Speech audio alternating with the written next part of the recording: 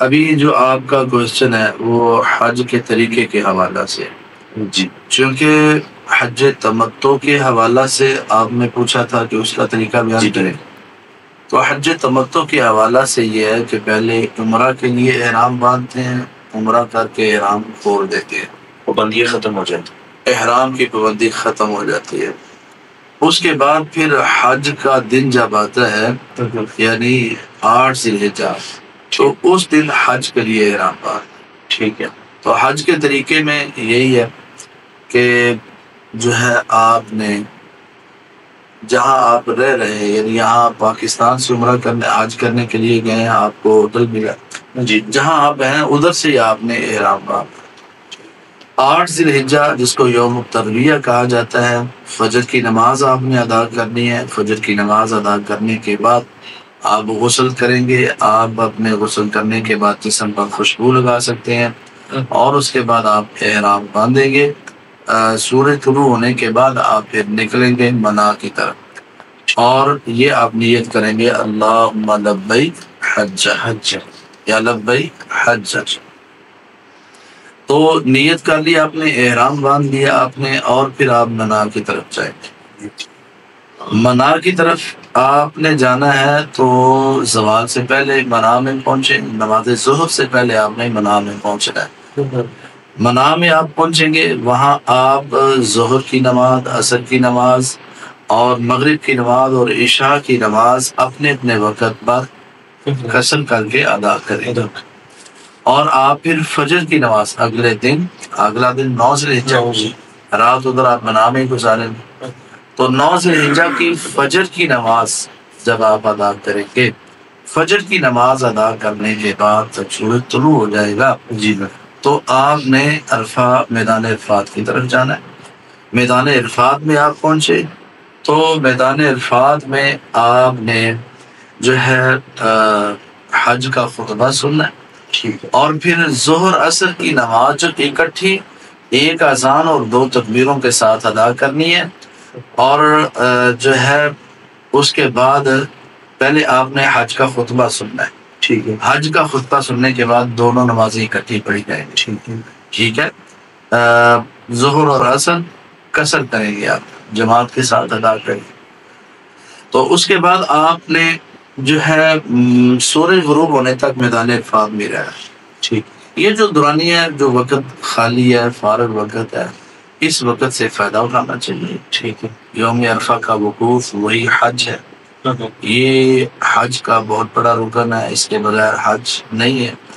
میدان عرفات میں وقوف کرنا، وہاں ٹھہرنا، اور یہ جو وقت ہے، فرض کریں ظہر عصر آپ نے پڑھ لیا، مغرب تک آپ فارغ ہیں، کیا کرنا چاہیے؟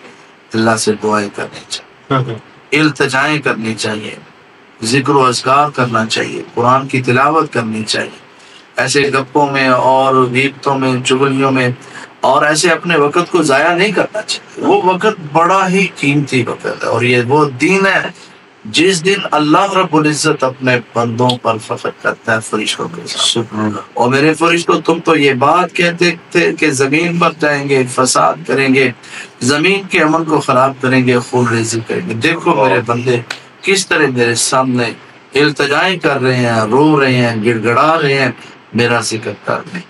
اور حدیث میں آتا ہے، اللہ کے رسول صلی اللہ علیہ وسلم نے فرمایا کہ جتنے لوگوں کو اللہ عرفہ کے دن جہنم سے آزاد کرتا ہے نا، اتنے لوگوں کو کسی اور دن میں جہنم سے آزادی نہیں ملتی۔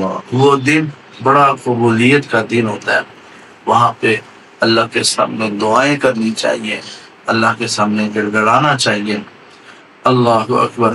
عرفہ کا دن آپ نے میدان عرفات میں گزارنا ہے، اور جب سورج غروب ہو جائے تو پھر آپ نے میدان عرفات میں جو ہے وہ نماز مغرب ادا نہیں کرنا، آپ نے وہاں سے نکلنا ہے مزدلفہ کی طرف۔ مزدلفہ مسجد المشعر الحرام جو ہے وہاں آپ نے پہنچنا ہے۔ مزدلفہ میں پہنچ کر وہاں پہ مغرب اور عشاء کی نماز آپ نے ایک اذان 2 تکبیروں کے ساتھ اکٹھی جماعت کے ساتھ ادا کر، اور پھر آپ نے عشاء کی نماز پڑھ کے سو جانا، ادھر ہی سو جانا ہے، وہاں پر لیٹ جانا ہے جہاں آپ کو جگہ ملی ہے، وہاں سونا ہی عبادت ہے۔ سبحان اللہ۔ اللہ اکبر۔ وہاں آپ کو ذکر و اذکار میں مصروف ہونے کی ضرورت نہیں ہے، آپ نماز عشاء ادا کریں اور سو جائیں، سونا عبادت ہے۔ صحیح مسلم کی روایت۔ اسلام نے کتنی سہولت سوچی ہے۔ اللہ اکبر۔ آپ فجر تک سوئیں، فجر کی نماز کے لیے آپ اٹھے، فجر کی نماز پڑھی آپ نے، اور اس کے بعد پھر آپ قبلہ رخ ہو کر اللہ سے دعائیں کریں، التجائیں کریں، ذکر و اذکار کریں۔ جب روشنی ہو جائے، سورج کے طلوع ہونے سے پہلے آپ وہاں سے نکلیں منا کی طرف۔ منا میں آپ پہنچے ہیں، منا میں پہنچ کر، یہ کون سا دن ہے؟ 10واں دن۔ یہ 10 ذی الحجہ کا دن ہے۔ منا میں پہنچ کر جمرہ عقبہ کو آپ نے کنکریاں مارنی، ٹھیک ہے؟ جمرہ عقبہ کو آپ نے کنکریاں ماری، اور جمرہ عقبہ کو کنکریاں مارنے تک آپ تلبیہ پڑھتے ہیں، ٹھیک ہے؟ آپ نے احرام جب باندھا تھا نا یوم الترویہ سے، وہاں سے آپ نے تلبیہ پڑھنا شروع کرنا ہے، اور پڑھتے رہیں وقتاً فوقتاً تلبیہ پڑھتے رہیں، اور وہ جب آپ نے کنکریاں مار لی تو پھر آپ تلبیہ پڑھنا بند کر دیں۔ جمرہ عقبہ کو 10 ذی الحجہ کو آپ نے صرف جمرہ عقبہ کو کنکریاں مارنی، صرف وہ کنکریاں آپ جو ہے نا راستے میں لینے، وہاں سے لینے، 7 کنکریاں، ہر کنکری مارتے وقت آپ نے اللہ اکبر پڑھنا ہے جی، اور پھر آپ نے کنکریاں مار لی، اس کے بعد والا جو عمل ہے وہ آپ نے قربانی کرنی، قربانی کرنے کے بعد آپ نے اپنے حلق کرنا ہے، اپنے سر کے بالوں کو منڈوانا ہے۔ سر کے بالوں کو منڈوانے کے بعد آپ احرام کھول سکتے ہیں، احرام کی پابندیاں آپ پر ختم ہو گئی، لیکن ایک پابندی یہ ہے کہ آپ نے، مطلب ہے کہ حج کرنے والا جو شخص ہے وہ اپنی بیوی کے پاس نہیں جائے گا، باقی ساری پابندیاں اس پر ختم ہو۔ تو یعنی حق زوجیت ادا نہیں کرے گا، اور کوئی بھی جو ہے نا اس طرح کا آپ نے یہ 10 ذی الحجہ کو کنکریاں مار لی، قربانی ہوگی، پھر حلق ہو گیا، اس کے بعد احرام اگر آپ نے کھول لیا تو ٹھیک ہے، آپ جائیں گے خانہ کعبہ بیت اللہ مکہ المکرمہ میں، ٹھیک ہے؟ وہاں جا کر آپ طواف افاضہ کریں گے، جس کو طواف زیارہ بھی کہتے ہیں۔ طواف زیارہ آپ اگر احرام پہنا تو پھر بھی ٹھیک ہے، بغیر احرام کے یعنی کپڑے پہن لیے ہوئے تو پھر بھی ٹھیک ہے۔ آپ نے طواف کیا، طواف کا طریقہ کار وہی ہے جو عمرہ کے طریقہ میں نے آپ کے سامنے ذکر کیا ہے۔ تو اسی طرح 7 چکر جب مکمل ہو جائیں، پھر 2 رکھتے ہیں مقام ابراہیم کے پیچھے، اور پھر پانی حاب زمزم پینا ہے، ساتھ پہ بہانا ہے، پھر آپ نے صحیح کر دی۔ صفا مروا کی صحیح کا بھی وہی طریقہ جو عمرہ کے طریقہ میں بیان ہوا ہے۔ پھر آپ نے صحیح کر کے دوبارہ جو ہے منا میں جانا ہے، رات ادھر بسر کرنی ہے، اور پھر اگلے دن زوال کے بعد جمرہ اولا، پھر جمرہ وسطیٰ، پھر جمرہ عقبہ، تینوں کو 7 کنکریاں مارنی۔ جب آپ نے کنکریاں مارنی ہے جمرہ اولا کو آپ کنکریاں ماریں گے، بائیں جانب ہو کر قبلہ رخ ہو جائے، وہاں پہ دعا کریں، اللہ کے رسول صلی اللہ علیہ وسلم سے یہ عمل ثابت ہے۔ پھر جمرہ وسطیٰ کو کنکریاں ماریں، اور پھر پیچھے ہٹ کر قبلہ رخ ہو کر دعا کریں، اور اسی طرح جب آپ نے جمرہ عقبہ کو کنکریاں مارنی ہے، اس کے بعد دعا کرنا ثابت نہیں ہے۔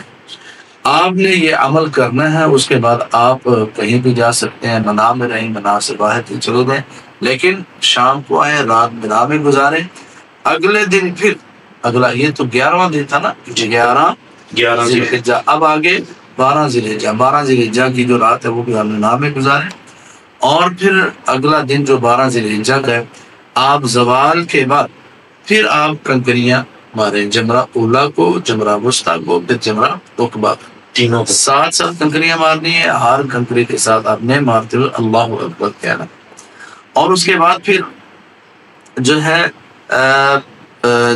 آپ شام کو، آپ مطلب ہے کہ احرام تو نہیں پہنا ہو آپ نے، آپ جا سکتے ہیں مکہ میں اپنے خیمے میں یا اپنے ہوٹل میں جا سکتے ہیں، اور اسی طرح تیسری جو 13 ذی الحجہ کی رات ہے نا، وہ اگر کوئی وہاں بسر کرے گا ٹھیک ہے تو ٹھیک ہے، افضل ہے، کر سکتا ہے۔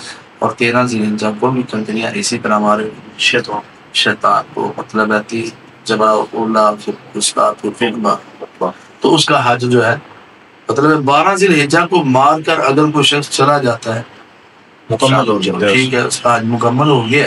جی نہیں، لیکن اگر کوئی 13 ذی الحجہ کی رات بھی وہاں پہ گزارتا ہے اور 13 ذی الحجہ کو کنکریاں مار کر وہ جاتا ہے تو یہ افضل عمل ہے، ٹھیک عمل ہے، یہ بھی ثابت ہے، ٹھیک ہے۔ تو یہ اس کا حج یہاں مکمل ہو گیا۔ اب ایک عمل باقی ہے، حج اس کا مکمل ہو گیا، لیکن اب اس نے جب اپنے گھر واپس جانا ہے یا مکہ سے مدینہ کی طرف جانا ہے تو یہ کیا کرے گا؟ طواف وداع، ٹھیک ہے، طواف وداع کرے گا، آخری طواف۔ تو وہ طواف وداع کر کے یہ اپنے گھر کو واپس جا سکتا ہے، مدینہ